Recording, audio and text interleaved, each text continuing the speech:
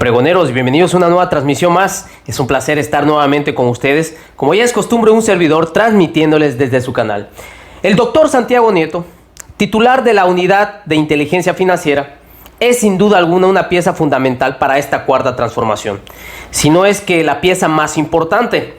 Y es que el estandarte que nuestro presidente lleva con convicción es el poder acabar con la corrupción que existe en México. Y no me van a dejar mentir, el doctor Santiago Nieto ha hecho un trabajo espectacular, haciendo o bloqueando las cuentas de grupos delictivos y haciendo una investigación metódica sobre todos los hechos que se han presentado relacionados a este tema.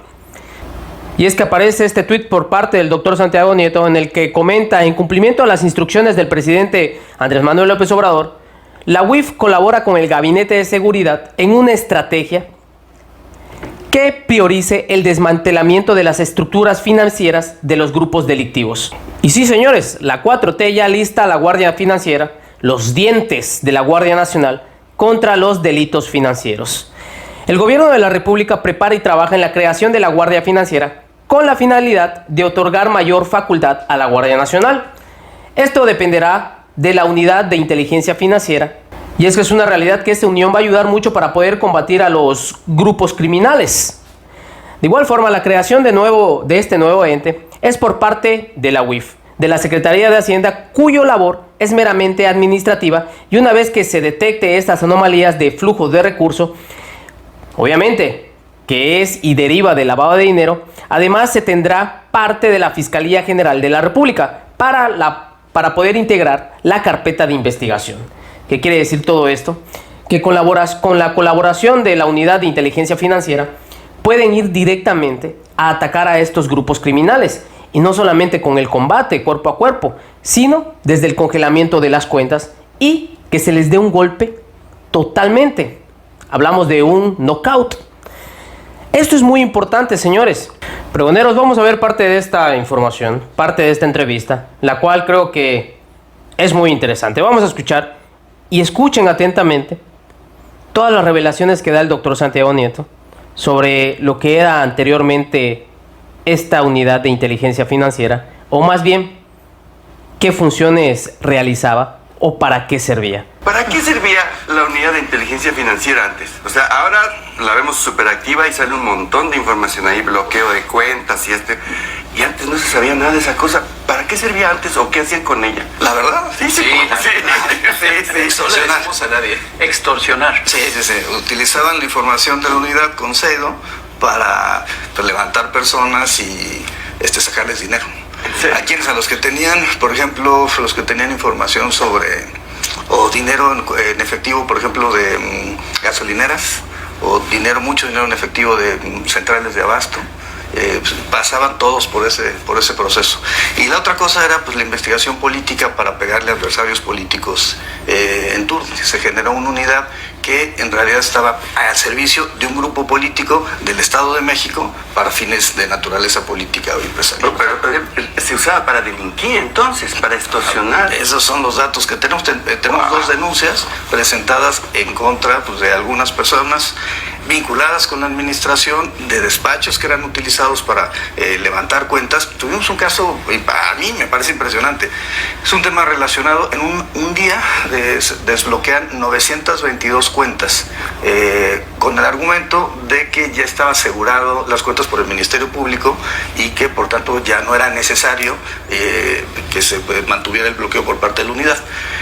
De esas 722 resultó que o no había ni denuncia o no había aseguramiento, y la verdad es que lo que hicieron fue liberar el dinero. 46 de esas cuentas eran del cártel de Sinaloa. Entonces, ¿qué sucedía? En realidad, en vez de servir para los fines institucionales, el bloqueo de cuentas para que el dinero no siga circulando, en un solo día desbloquearon, además un oficio que es para enmarcarlo en la pared, porque se lo dirige el director de procesos legales, se lo dirige al director de procesos legales. Eso es la prueba de que realmente el crimen organizado infiltró al Estado y operaba a sus anchas, porque si la unidad de inteligencia financiera no quiere, no pasan sus cuentas, se le congelan las cuentas. Todo el mundo decía, ¿no? es a través del dinero donde contienes al crimen organizado realmente. No, es que este crimen estaba más organizado que el otro. No, sí, ya fue bastante organizado. Y ahora, desde la UIF, llevamos 4 denuncias presentadas, nos falta una. Y ahora estamos en la investigación de las 70 personas físicas y morales que Lozoya menciona en su escrito presentado ante la Fiscalía General. Pero sí es un caso paradigmático de corrupción sistemática en el Estado mexicano, el gobierno más corrupto y más irresponsable de la historia moderna de México, que fue el de Enrique Peña Nieto. Pero aparte, también el de Felipe Calderón. Ahorita platicamos de los panistas que son una cosa. Sí, pero a ver, el tema sobre todo este grupo de panistas rebeldes que tiene sus cosas. Pero a ver, yo creo que el tema central es, desde la perspectiva conceptual, a ti no te sirve atacar a sicarios y no te sirve atacar a narcomenudistas o meter 10, 20 a la cárcel si no congelas, si no atacas las estructuras financieras. Entonces la idea es, si sacas a 10 o 20 narcomenudistas de la calle, eso es lo que les comentaba. Que vas a tener recursos en la organización criminal para volverlos a contratar o volver a contratar a otra gente, cada vez más jóvenes. Los sicarios, los narcomenudistas son cada vez más jóvenes. Y ese es el problema. Yo creo que el enfoque tiene que ser, 1, combate a sicarios, por supuesto, líderes narcomenudistas. 2, combate a las estructuras financieras, detener el flujo de los capitales. Y aquí hay desde restaurantes, tiendas o mecanismos de transporte.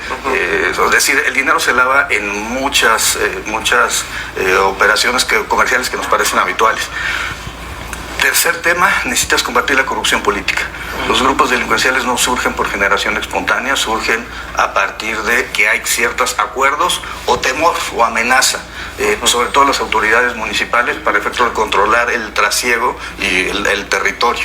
Y por eso vimos que en el sexenio anterior se multiplicaron grupos delictivos. Ahorita en la Evaluación Nacional de Riesgo hemos detectado 19 organizaciones criminales de alto impacto y muchas de ellas se fortalecieron en el sexenio anterior. Cártel Jalisco es la más importante supranacional, pero es Santa Rosa de Lima en Guanajuato, los Viagra en Michoacán, el cártel independiente de Acapulco en Guerrero, los Guerreros Unidos o los Rojos en Guerrero, el cártel del noreste en Tamaulipas. Entonces todos fueron surgiendo a partir de componendas con los gobiernos, sobre todo locales, pero por supuesto que con participación federal. Genaro García Luna no se explica sin esto, y ahorita también sí que platicamos de ese caso. La corrupción judicial ministerial que los protege, es decir, los juicios de amparo, un ejercicio de la acción penal. La corrupción del Ministerio Público está ahí en el ejercicio de la acción penal. Y bueno, finalmente hay que atacar la base social. Y la base social se ataca con desarrollo regional, rural, programas sociales. Pero si no hay una estrategia integral en estos 5 elementos, no puede haber una disminución de la violencia. Y ese fue el principal error de Calderón y de Peña. Pérdidas de defraudación fiscal. Teníamos por 354 mil millones de pesos anuales. Es decir, miren cuánto dinero se perdía por estos. O generación de empresas fachada, también era un tema. Por ejemplo, la estafa maestra, Operación Zafiro parte de Odebrecht no se puede entender sin empresas fachada y factureras. Y el otro tema era los beneficios fiscales. Es decir, la gente podía, todos grandes corporativos podían pasar sin registrar ningún tipo de pago al Servicio de Administración Tributaria. Lo que está logrando Andrés Manuel López Obrador en este sexenio, que esas grandes empresas que antes no pagaban ni un solo peso, ahora tengan que pagar tal cual sus impuestos. Los anteriores era exactamente lo opuesto.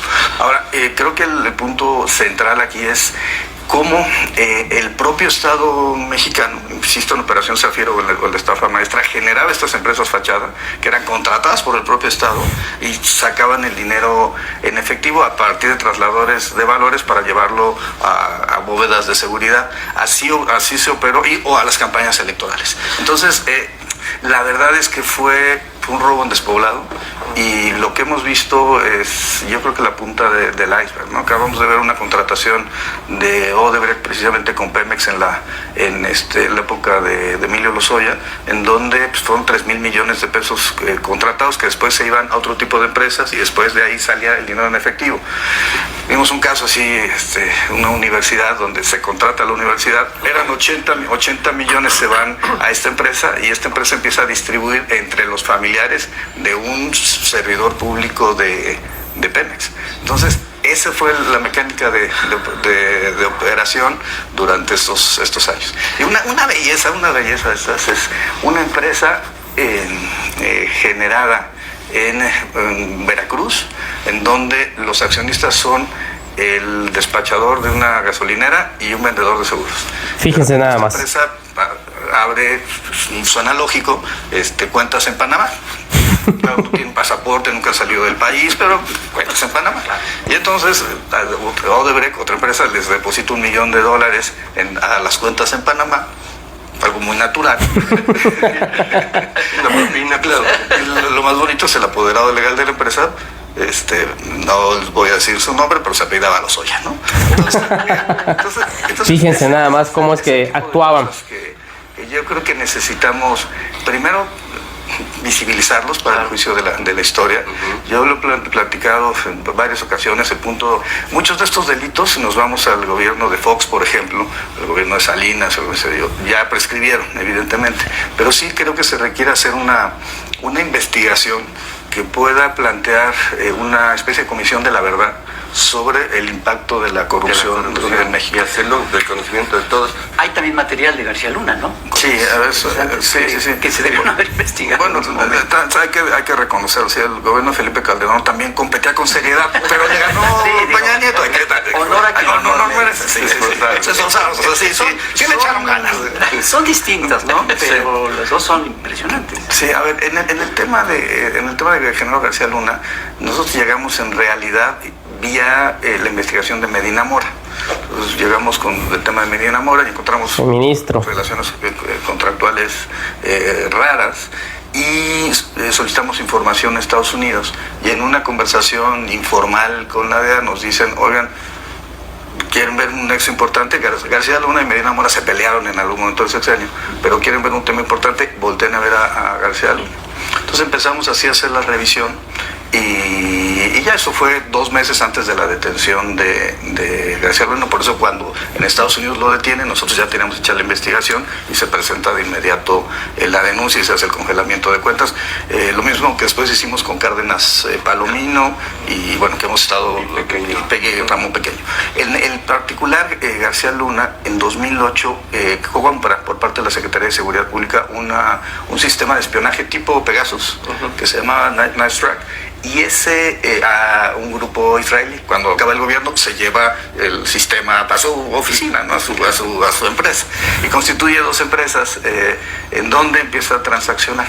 2005 se constituye en Panamá una empresa que se llama Numbac, y esa empieza a operar en México en 2011, ya para terminar el sexenio de Felipe Calderón. Entonces, en ese contexto empiezan a generar contratos. El gobierno de la Ciudad de México, en ese entonces con Mancera, los contrata para poder generar un diagnóstico respecto a una unidad de la Procuraduría General de Justicia de la Ciudad de México. Cobran 32 millones, lo cual resulta razonable por un diagnóstico, ¿no? Y luego, vean cuánto era el robo que hacían. Y luego hacen... lo mismo que le pagan a estos intelectuales que están llorando. Descentralizado que ve los temas vinculados con prisiones. Y entonces las adquisiciones son de ese 2011 hasta 2018 por 2.600 millones de pesos. 1.600 millones. Lo que cobra Rapel el programa.